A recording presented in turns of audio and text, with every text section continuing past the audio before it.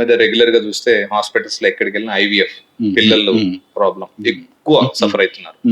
So irrespective of age, so what ever the reasons ఏదైనా ఉండొచ్చు, IVF centre చుట్టూనే తిరుగుతున్నారు ఆల్మోస్ట్ పిల్లలు. దానికోసం దీన్ని రిలేటెడ్ హోమియోపతిలో ఏమైనా రెమెడీస్ ఉన్నాయా? అంటే ఐవీఎఫ్ కి వెళ్ళాల్సిన అవసరం లేకుండా హోమియోపతి వాళ్ళని ఫాలో అయితే ఈ సమస్య తీరుతుందంటారా?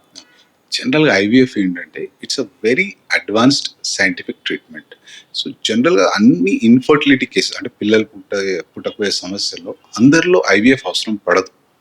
సో జనరల్గా ఐవీఎఫ్ అనేది ఏంటంటే మనము లేటర్ స్టేజ్లో ఆప్ట్ చేసే ట్రీట్మెంట్, కానీ హోమియోపతి దీన్ని రీప్లేస్ చేయలేదు. ఐవీఎఫ్ ఏంటంటే ఫాలోపియన్ ట్యూబ్స్లో బ్లాక్ ఉన్నా కానీ, చాలా లో స్పర్మ్ కౌంట్ ఉన్నా కూడా ఐవీఎఫ్ చాలా బాగా పనిచేస్తుంది. బట్ హోమియోపతి కానివ్వండి, అలోపతి కానివ్వండి, ఏ ట్రీట్మెంట్ అయినా జనరల్గా మన ప్రయత్నం ఏముంటుందంటే ఐవీఎఫ్కి వెళ్ళకుండా మనం ఎంతమందిని కన్వెన్షనల్ ట్రీట్మెంట్ తోటి తగ్గిస్తామనేది important. Like for example PCOD ఇన్ఫర్టిలిటీకి ఒక రీజను, థైరాయిడ్ ఇన్ఫర్టిలిటీకి ఒక రీజను, లో స్పర్మ్ కౌంట్ ఇన్ఫర్టిలిటీకి ఒక రీజను, ఒబేసిటీ అంటే బరువుగా ఎక్కువ, ఇంతకుముందు మనం డిస్కస్ చేసాం కదా, అది ఒక రీజన్ అనమాట.